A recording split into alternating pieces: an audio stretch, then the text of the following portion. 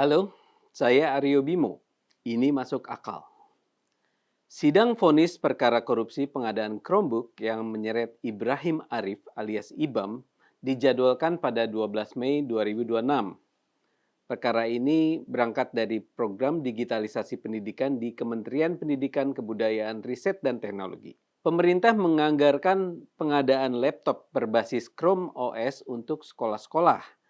Jaksa menilai ada penyimpangan, mulai dari dugaan pengkondisian spesifikasi, ketidaksesuaian kebutuhan di lapangan, sampai potensi kerugian negara dalam jumlah besar. Dalam perkara terdakwa lain, Majelis Hakim sudah menetapkan kerugian negara sekitar 2,18 triliun. Jadi ini bukan perkara kecil. Tetapi justru karena nilainya besar, pertanggungjawaban pidananya harus dibaca hati-hati. Yang dihukum bukan sekadar siapa yang pernah hadir dalam proses, bukan sekadar siapa yang pernah memberi masukan, bukan sekadar siapa yang namanya muncul dalam dokumen. Yang harus dibuktikan adalah perbuatan pidananya. Disinilah posisi Ibam menjadi menarik. Ibam dikenal sebagai konsultan teknologi, ia bukan ASN, bukan pejabat pembuat komitmen, tidak menandatangani kontrak pengadaan, dan tidak berada di dalam struktur formal pengambil keputusan. Namun ia dituntut 15 tahun penjara. Di titik ini pertanyaannya sederhana. Apa sebenarnya peran Ibam? Dan apakah tuntutan itu proporsional?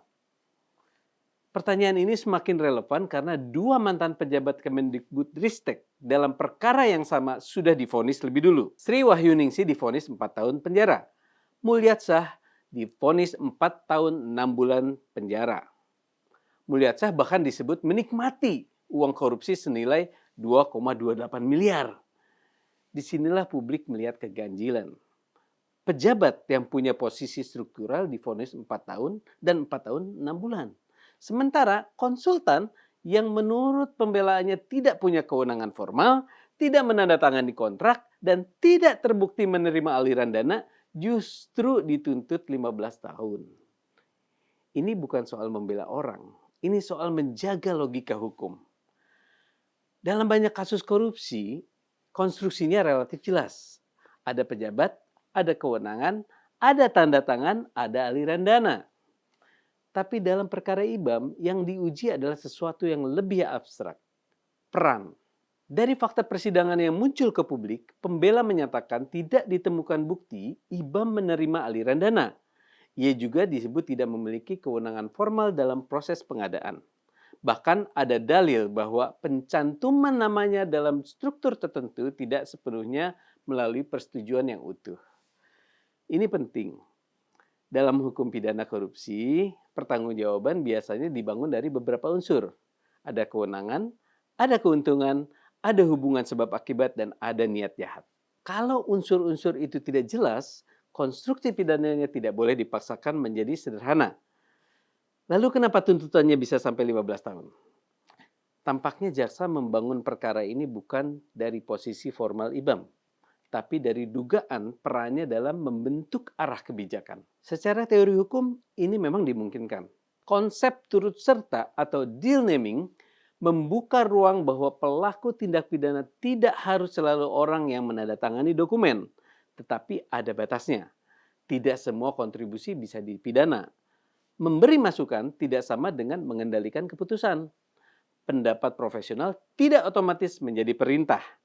Keterlibatan administratif tidak selalu berarti tanggung jawab pidana. Kalau seseorang hanya memberi saran, harus dibuktikan bahwa saran itu bukan sekedar masukan profesional. Harus dibuktikan ada intensi untuk menyimpangkan kebijakan. Harus dibuktikan juga ada pengaruh nyata terhadap keputusan. Dan harus dibuktikan ada hubungan sebab akibat dengan kerugian negara. Tanpa itu, konstruksinya terlalu jauh. Apalagi dalam perkara ini ada dinamika lain yang cukup penting. Ibam pernah menyatakan ada tekanan dalam proses penyidikan. Ia mengklaim keterangan dalam BAP tidak sepenuhnya diberikan secara bebas. Jaksa membantah dan menyatakan proses penyidikan berjalan sesuai prosedur. Hakim juga sempat memperingatkan Ibam agar tidak menggiring opini di luar persidangan dan agar konsisten dengan keterangannya. Ini menunjukkan bahwa pengadilan sedang menghadapi persoalan konsistensi keterangan. Dalam hukum acara pidana, keterangan dalam BAP bisa menjadi bagian dari berkas perkara. Tapi yang utama tetap keterangan di dalam persidangan. Ketika keterangan berubah, hakim harus menilai dengan hati-hati. Apakah perubahan ini karena tekanan sebelumnya atau bagian dari strategi pembelaan? Mana yang didukung alat bukti yang lain? Mana yang lebih koheren dengan rangkaian peristiwa? Karena itu, jeda 2 minggu menuju vonis menjadi masuk akal. Hakim tidak hanya membaca tuntutan. Hakim harus membangun ulang logika perkara. Apakah benar ada peran aktif yang menentukan atau hanya posisi profesional sebagai konsultan? Apakah ada hubungan sebab akibat yang nyata atau hanya penarikan garis yang terlalu jauh?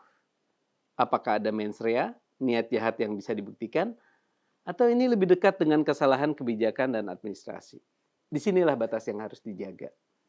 Kalau konstruksi pidananya terlalu longgar, siapapun memberi masukan kepada pemerintah bisa berisiko dipidana.